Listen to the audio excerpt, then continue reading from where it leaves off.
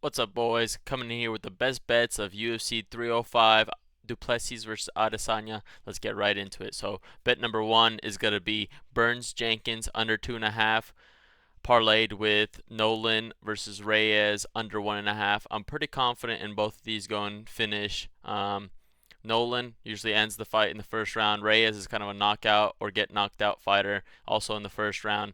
Uh, I feel like Jenkins isn't that much of a killer to finish everybody, but Burns, he kind of either finishes you in the first round or kind of gives up. So I believe it's gonna go finish. Pretty confident in this bet. Next up is gonna be uh Urseg. This is a bit chalky and it's not the best of odds, but I feel like it's pretty safe. Urseg and Cara France over 1.5 and Gamrot Hooker over 1.5.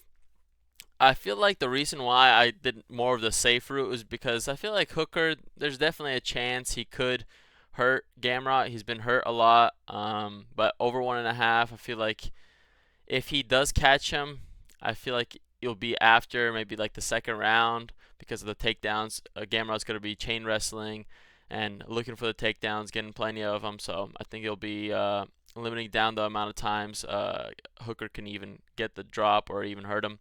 And I feel like Urseg and Kaikara France, I feel like it'll just be a technical matchup. Both of them will be trading. It'll be close, but Urseg will be getting more strikes and basically just winning the rounds. Next bet would be Carlos Prates and Mateus Gamrot. And I feel like Mateus Gamrot is probably my most confident on the card. And Prates, he has a knockout ability. He's always live. Even if Lee overwhelms Prates like Giles did, I feel like he's always live for the knockout. Even though Lee's never been knocked out, he's been dropped before. Prates has some of the nastiest knees, some really powerful kicks. His technique is really good. He's really a sniper. He ends up finding his shot. He's on like a 8-fight knockout streak in the first or second round. So I believe that he can get it done either way by decision or finish. And kind of same goes with Gamrot. I feel like he can finish Hooker because Hooker has been finished when he's been put in dominant positions, but Gamrot probably isn't that guy to finish. He's a decision berg fighter, so just money line is good for me.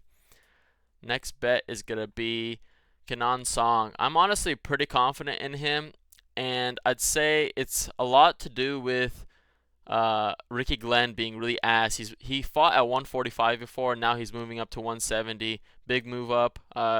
His last couple fights were at 155, but he looks too slow. He's like 37 years old. He's probably on his way out. I think he'll get cut after this fight. I feel like Kenan Song is bigger than him, stronger than him, faster than him, more powerful. I think he'll beat him on the feet. He'll stuff takedowns if Glenn goes for them.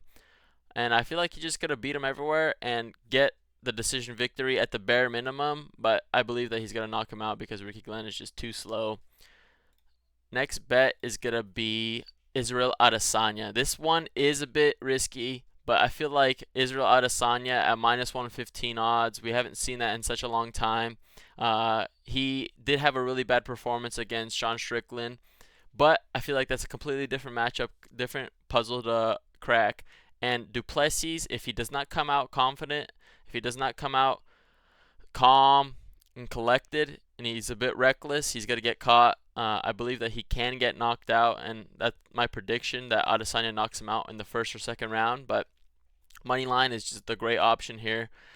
Israel Adesanya is better than him on the feet. His takedown defense isn't horrendous, even though Duplessis does have pretty good takedowns, and he's just like a powerhouse that's strong and will uses his size to get his takedowns. I feel like Adesanya will be able to stuff enough takedowns, find his shots, and hurt Duplessis. So Duplessis get knocked out, but Adesanya money line. And then the other bets. Gamrot decision, I feel like that's pretty safe because he's a decision berg fighter. If he wins, he's most likely winning by decision. And at minus 150, I feel like it's pretty good because it's his most likely way to win. Ramos plus 3.5 is basically buying one round off the judge's scorecard. So if every judge gives one round to Ramos, the bet wins. And I feel like Ramos, his game plan is pretty easy. Get the takedowns, hold him down, look to get damaging blows, but if not, just look to just hold him down because Danny Silva did the same thing against Culibao. Lerone Murphy did the same thing. Culibao has struggled of stopping the takedown and getting back up. So Ramos plus 3.5 seems pretty good to me. And then Nicole, it's not the best odds, but you could parlay it with someone, but minus 205. There's if you throw enough money on it, which I don't think that you should, just because he's debuting. This is his most. This is gonna be his toughest matchup for sure. And I'd say that he is looking like a prospect. He looks like he has all the capabilities to beat Jose Aguilar. He has the takedowns, has a ground and pound, is a finisher. So I think that he is a good bet to make. Maybe not a crazy amount, but Nicole money line is pretty decent. The last bet is going to be Ramos Culibao over 1.5 and O'Neal Santos over 1.5 parlayed, and it goes to minus 137. I believe that this is going to hit because I feel like Culibao, he's not really a finisher. He can catch Ramos with the submission, like a sneaky submission, especially because Ramos is immune to the guillotine. But I'd say that Ramos will get the takedowns. He'll slow down the fight, hold him down. Culibao won't be able to land as much, so he won't be as much of a threat.